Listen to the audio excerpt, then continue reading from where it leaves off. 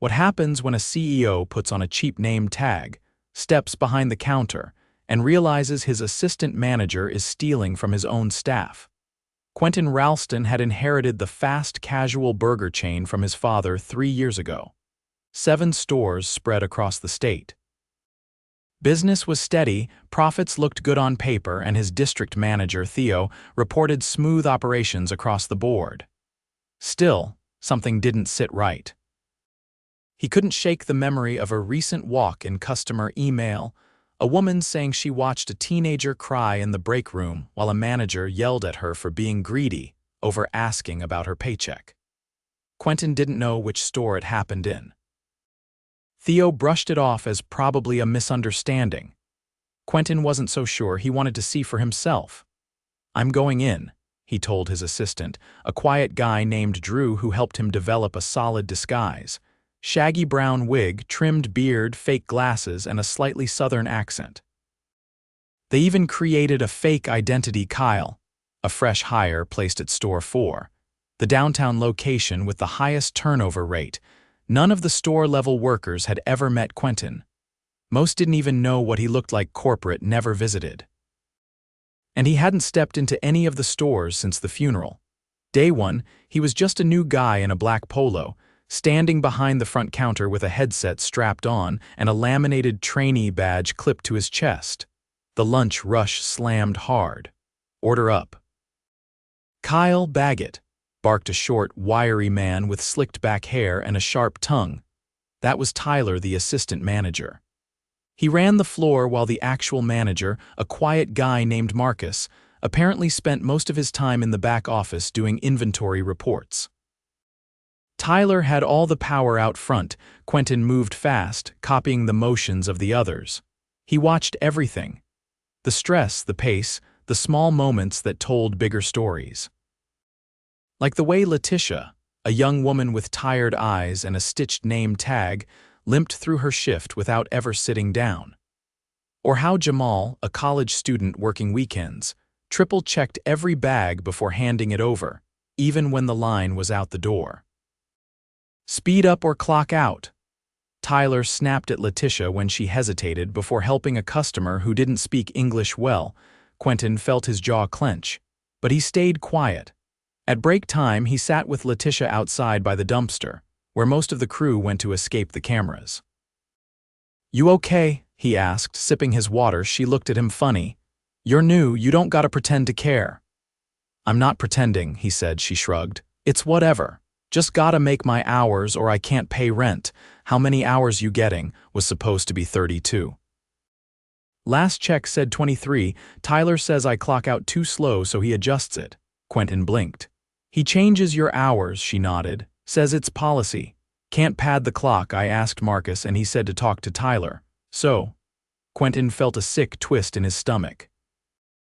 "That can't be right." "No one cares, you'll see." The next morning, Quentin arrived early. He spotted Tyler in the office typing something on the computer. The payroll system was open. He walked in casually. "Hey man, I think my hours from yesterday were off." Tyler didn't even look up. "New guy, right? You clocked out at 4:55. I'm pretty sure it was 5:30. Pretty sure doesn't matter. We round down if you're on the clock but not working." "That's not how rounding works," Quentin said carefully. Tyler raised his eyes. "You want to stay on my good side, rookie. Don't question policy." Quentin didn't reply. He just left the office, heart pounding. That night he called Drew. "He's shaving time off their hours. It's not just 1 or 2, I think it's all of them. You want me to pull the digital logs?" "No, I want to see how deep this goes first." "Give me 2 more days." The next day he asked Jamal straight up. "You ever notice your hours being off all the time?" Jamal said. "Tyler says we can't ask questions or we'll lose shifts. I need this job, man." Quentin gritted his teeth.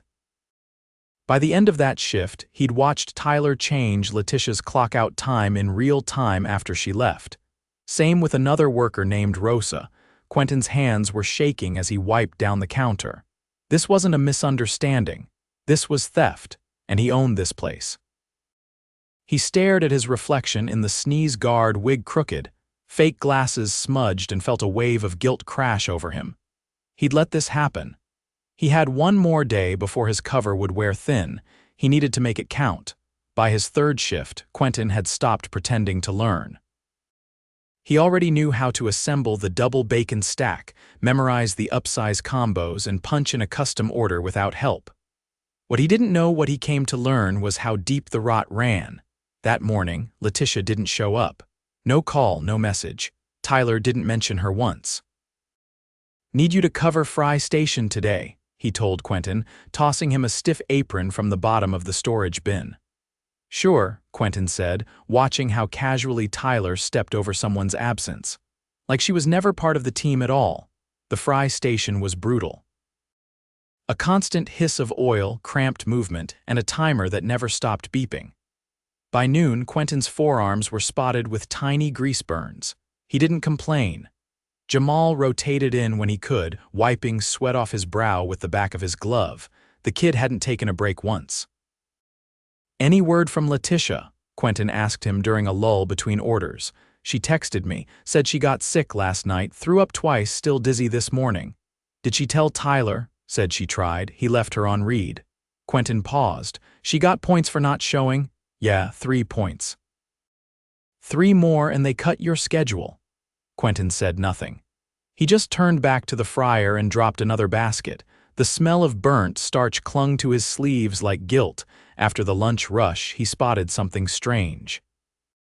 A boy, maybe 16, stepped into the store in an oversized uniform shirt and stood near the front register looking lost. Tyler waved him over with zero warmth. "You the new runner?" he asked. The kid nodded. "You're late." "I thought I start at 2. It's 2:06. I came straight from school, not my problem. Go grab gloves." The boy disappeared into the back. Quentin leaned over to Jamal. "We're training someone else." "With Letitia out, we're even shorter now." "He's not on the payroll." "What?" "He's Tyler's cousin. Said he's helping out for a few days, off the books." Quentin stared at him. "That's not legal." Jamal shrugged, eyes tired.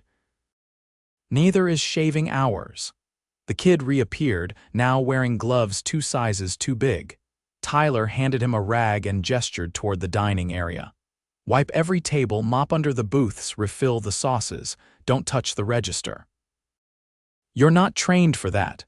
Quentin stepped away from the fryer and caught Tyler near the soda machine. "You can't have someone working without being on payroll," he said under his breath. Tyler narrowed his eyes. "You've been here 3 days. Don't start acting like you run things." "I'm just saying, you're not saying anything, you want hours. Keep your head down." Quentin backed off, his fists clenched. His heartbeat felt louder than the fryer. The kid, Tyler's cousin, moved methodically through the dining area, wiping tables while customers still sat at them. A middle-aged woman flinched when he reached past her tray with a wet cloth. "Sorry," he whispered, retreating. Tyler didn't correct him, didn't guide him. Didn't explain boundaries or safety or food handling. He just watched from the register, arms crossed. At closing, the kid stayed behind sweeping while the rest of the crew clocked out. Quentin lingered near the back. "You get paid for this?" he asked quietly. The kid hesitated. "He said he'd give me cash end of the week." "You trust him?" "My mom said I have to listen to him. He's family." That night, Quentin drove home in silence. He didn't call Drew. He didn't need confirmation. Everything was screaming at him now. Tyler was exploiting workers, threatening them with lost hours and recruiting family to work illegally. The next day, he arrived early again. Marcus, the store manager, was finally out of the back office, sipping coffee near the prep station. Quentin approached him calmly. "Hey, you got a second?" Marcus looked up. "Yeah, I've got a question about payroll." Marcus set his coffee down slowly. "Okay. There's a kid working the floor who isn't clocking in. He's not even in the system." Marcus's face didn't move. "That's Tyler's nephew, right?" "Cousin, same difference. So you know." "Look," Marcus lowered his voice, "I'm not thrilled about it, but I'm not getting into a fight with Tyler over one kid. It's just this week. Let it ride." Quentin stared at him. "You're the manager." Marcus looked away. "Tyler runs the floor, I manage the numbers." Quentin didn't reply. He just walked out of the kitchen and straight to the front, where Tyler was leaning against the counter scrolling through his phone. "Where's Rosa?" Quentin asked. "Sick, she scheduled for today." Was. "Who covered?" Tyler didn't look up. "You." Quentin nodded once and stepped back. Time had run out. He waited for the shift change when the floor was thin, the lobby empty, and the only people left were Jamal, the new hire, Marcus, and Tyler. He removed his headset and peeled off his name tag. Then he reached into his pocket and pulled out his wallet. From it, he slid out a company card embossed with the corporate seal and placed it gently on the counter. "I'm not Kyle," he said, quietly but clearly. "My name is Quentin Ralston. I own this business." Jamal froze. The kid dropped the mop. Tyler laughed once, a sharp, disbelieving sound. "Yeah, okay," Marcus paled. "No, really," Quentin said, eyes locked on Tyler. "I've been here 3 days. I've seen you dock hours from employees without justification. I've seen you bring in your cousin to work off the books. I've watched you threaten people with their schedules, and I've seen how you treat customers when you think no one's looking." Tyler's face shifted. "You're not serious." "I'm absolutely serious. You're done. You don't work here anymore. You can't fire me, I can, and I just did." Marcus stepped forward. "Quentin, maybe we can talk." "No, you let this happen. You knew. You're on unpaid leave starting now. I'll decide if you keep your position after I review the last 6 months of scheduling and payroll." Jamal stepped back, eyes wide. Quentin turned to him. "You've been holding this place together. I saw it. You're staying. And we're going to fix this." The kid, still holding the mop, whispered, "Am I fired too?" "No," Quentin said. "You didn't do anything wrong, but you're not working again until we get your papers in order, and when we do, it'll be by the book. Proper training, legal pay, full protection." Tyler tried one last time. "You don't get it. These people need hours. I kept them working." "No," Quentin said. "You kept them scared." He turned, walked into the back office, and shut the door. He needed to call HR. He needed to call legal. But first, he sat down, pulled up the schedule, and started rewriting it himself. From scratch, no more ghost hours, no more threats, no more silence. It was time to rebuild, from the bottom up. Quentin arrived the next morning before opening, dressed in his usual gray blazer and worn leather boots. No disguise this time. He stepped into the store through the back entrance, where boxes of frozen patties sat stacked against the wall near the walk-in. The air smelled of bleach and fryer oil, a smell he had come to associate with both hard work and neglect. He nodded once at Rosa, who was prepping lettuce with headphones half off her ears. She paused, startled, until she recognized him from the night before. Her hands froze. "You're really him," she said, not quite a question. "Yeah," Quentin replied, "and I'm here to make things right." She blinked, then went back to slicing, slower this time. He let her be. She didn't owe him anything. In the dining area, Jamal stood beside the coffee machine, stirring sugar into a paper cup. Marcus was nowhere in sight. "Morning," Quentin said. Jamal stood up a little straighter. "Didn't think you'd actually show." "I said I would." The register beeped in the background as one of the newer employees logged in for pre-open cash count. Quentin gestured toward the corner booth. "Let's talk." They sat across from each other. No one else joined. Quentin didn't need a crowd. He needed truth. "I'm not going to pretend 3 days erased what happened here," Quentin said, "but I want to know exactly what I've missed. No spin, no fear, just facts." Jamal hesitated, then set his cup down. "You ever seen someone work 6 hours and get paid for 4? Happens here all the time.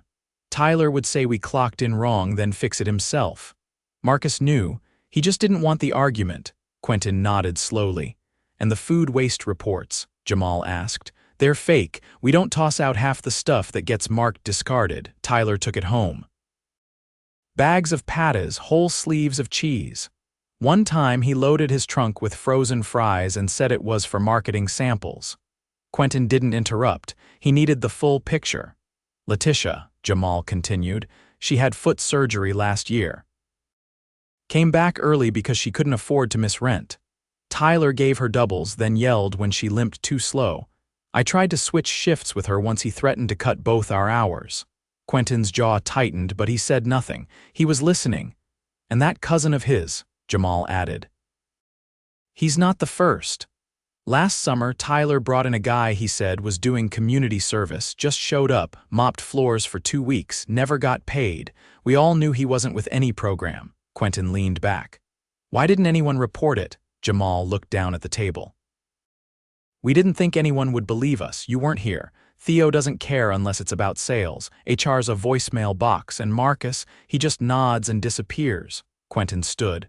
Where is Marcus now? Didn't show, probably waiting to see if you're serious. I am. He walked to the office. The door was unlocked, the desk dusty.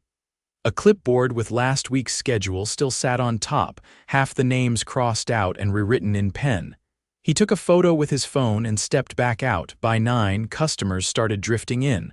Quentin helped on the line. Rosa handled prep. Jamal worked the register with a quiet efficiency that reminded Quentin of someone who'd been doing this far longer than anyone gave him credit for. The team was lean, but they moved like a unit until the lunch wave hit. A man with a delivery badge showed up looking confused. Quentin stepped forward. You here for pickup? I was told there's a catering order. 40 burgers, 20 fries. Quentin blinked. We don't do catering out of this store. I got confirmation from a T. Miller, said be here by 11:30. Quentin waved him inside. Give me a sec. He turned to the register. Check the system, see if there's a bulk order under that name. Jamal tapped a few keys. Nothing, blank. Quentin looked out the window at the delivery van. We're making this food. Rosa stepped forward. Tyler had us prep it yesterday. Said it was a private order. Did he take payment? No idea. He had Marcus print a cash invoice. Quentin's pulse ticked higher. He turned back to the driver. You pay already? Yeah, Venmo last night. To who? The man pulled up his phone and showed the transaction. A $210 payment sent to a personal account under the name T. Miller. Quentin took a photo. He stepped back into the office and called Drew. I need every record of cash sales from this store for the last 3 months. And I want to know if Tyler ever logged catering orders through the system. On it. Quentin hung up and returned to the counter. Make the order. We're not punishing the customer, but this comes out of our pocket. Jamal nodded once and spun back to the screen. By the time the rush died down, Marcus finally arrived 2:30 in a wrinkled button-up and a forced smile. Didn't want to crowd you this morning, he said. You were avoiding me. Marcus said nothing. Quentin folded his arms. How long have you known about the fake invoices? Marcus blinked. What invoices? Your signature's on them. He didn't deny it. Tyler said it was a side deal. I didn't ask questions. You helped him steal from the company. I didn't take any money. You let him take it. That's the same thing. Marcus rubbed his forehead. Look, I've got 2 kids. This isn't my dream job. I just needed to keep the store afloat.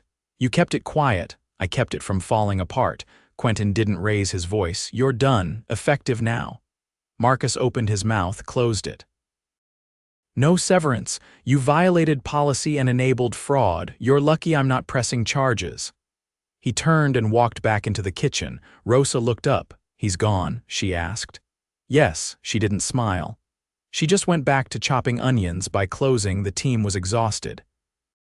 Quentin met them in the dining area after the last customer left. He stood near the drink station, sleeves rolled up, arms crossed. I should have been here sooner, he said. That's on me. But from now on, this store reports directly to me. No more middlemen, no more silence. No one spoke. We're hiring an independent auditor to review every payroll adjustment. Anyone shorted will be reimbursed in full. I'm also bringing in someone new to manage the store, someone who knows what leadership looks like. He looked at Jamal. You're staying, and you're getting a raise. You want to help train the new manager? Jamal blinked. Yeah, I do, Quentin nodded. Good, you've earned it. He turned to Rosa. You want full-time hours? She hesitated, then nodded once. You'll have them, and a proper break schedule. He didn't make promises he couldn't keep. He wasn't going to fix everything overnight, but he could start here, with them. As the team filtered out, Quentin stayed behind, wiping down tables in silence.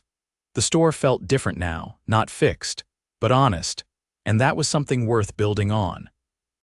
By the following Monday, the store reopened under temporary leadership. The district manager, Theo, had been suspended pending investigation. HR had kept it quiet, but Quentin already knew the internal audit would surface far more than just one rogue assistant manager. For now, he focused on the store that had exposed it all. He brought in Clarissa, a former general manager from another region with a reputation for running tight, ethical operations. She arrived early, clipboard in hand, and no patience for excuses. Quentin introduced her personally to each team member as they came in. "Clarissa's here to sort out what should have been standard all along," he told them.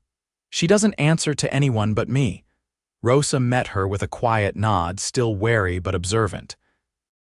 Jamal volunteered to help with onboarding, handling the POS system and walking her through the peculiarities of their equipment. It wasn't about trust, it was about proving there was still something worth rebuilding. Quentin stayed out of the way most of the morning. He used the back office to review the digital timesheets Drew had pulled over the weekend. The numbers were worse than he expected. Dozens of adjustments, missing lunch breaks, rounding that always favored the store, never the employee. He paused on Letitia's name. Her hours dropped by nearly a third over the last month.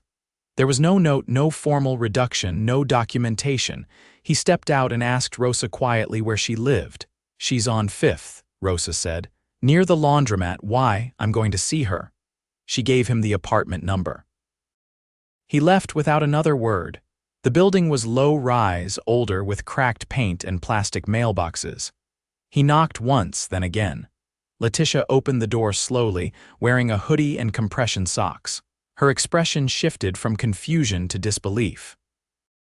"You're not in that wig anymore," she said. "No," Quentin said. "I'm not." She leaned against the door frame. "You need something?" I wanted to apologize, and to ask if you're willing to come back. Letitia didn't answer right away. She looked back into her apartment, where a pair of crutches leaned against the wall. "I'm not sure I can stand for 8 hours again." "You wouldn't have to," Quentin said. "You'd be on paid modified duty until your doctor clears you. Clarissa's building a new schedule. We're also reimbursing everyone for any hours they were underpaid, yours included." Letitia folded her arms. "Why now?" "Because I saw it," he said, "and I can't unsee it." She studied him for a moment longer. "I'll think about it." "Fair," Quentin said. "If you decide to come back, there's a spot for you, with your full hours. No tricks, no conditions." He didn't push further. He left her with his card and returned to the store. Clarissa was mid-shift review when he came back. She'd already reorganized the dry storage and posted a clear breakdown of break times and expected responsibilities. Each crew member had their name on a board with color-coded shifts, no more handwritten schedules, no more last-minute changes. "Jamal's sharp," Clarissa said when she pulled him aside. "He doesn't just know the systems, he thinks like a leader." "He's the reason this place didn't fall apart," Quentin said. "I'd like to offer him assistant manager training," she said. "Fast track." "With your permission." "Do it." Outside, the lunch rush built slowly. Customers returned cautiously, some recognizing Quentin from local news coverage about the internal investigation. He didn't hide. He ran food to tables, bus trays, and answered questions when asked. At one point, a woman pointed at the name tag on his chest plain, just Quentin. "You're the guy, right?" she asked. "The one who shut it down." "I'm one of them," he said. She looked around the now organized counter, the staff moving with quiet confidence, and nodded. "It's better." By mid-afternoon, a new hire named Alondra started her shift. She was barely 18, nervous, and had never worked food service before. Clarissa paired her with Rosa, who explained things clearly but firmly, no shortcuts. Gloves changed every task, ask if unsure. Quentin watched from near the soda fountain. The atmosphere had shifted. Not cheerful, no one expected that, but steady. Controlled. No one was being barked at. No one was glancing at the clock, afraid of missing their punch time. Late that evening, after close, Quentin held a brief meeting. The team gathered in the dining area, chairs pulled into a circle. "You've been through more than you should have," he said. "But I want you to know something. This store set the standard. Because of you, we're auditing every location. There's going to be fallout and it's going to be messy. But it's necessary." He looked at each of them. "You were failed by people who should have protected you. That's on me. It won't happen again." Jamal spoke up. "You really didn't know." "No," Quentin said, "and that's not an excuse, it's a failure." "I trusted reports instead of people." Rosa exhaled slowly. "So, what happens next?" "We keep going," Clarissa said from beside him. "We build it right this time. You'll have input, real feedback channels, anonymous if you want. Direct lines to me if needed," Quentin added, "and if any manager, any supervisor ever adjusts your hours without you knowing, I want to hear about it before the day ends, not a week later, not when a paycheck's wrong." Alondra raised her hand. "Can we actually say no if a shift gets added last minute?" "You can," Clarissa said. "Unless it's an emergency and you agree to it, but no one's forcing extras anymore." They nodded. Not enthusiastic, not grateful, but relieved, and that was enough. 2 weeks later, Letitia returned. On crutches still, but she showed up for a 4-hour shift behind the prep station. Clarissa adjusted the setup so she could sit while assembling cold orders.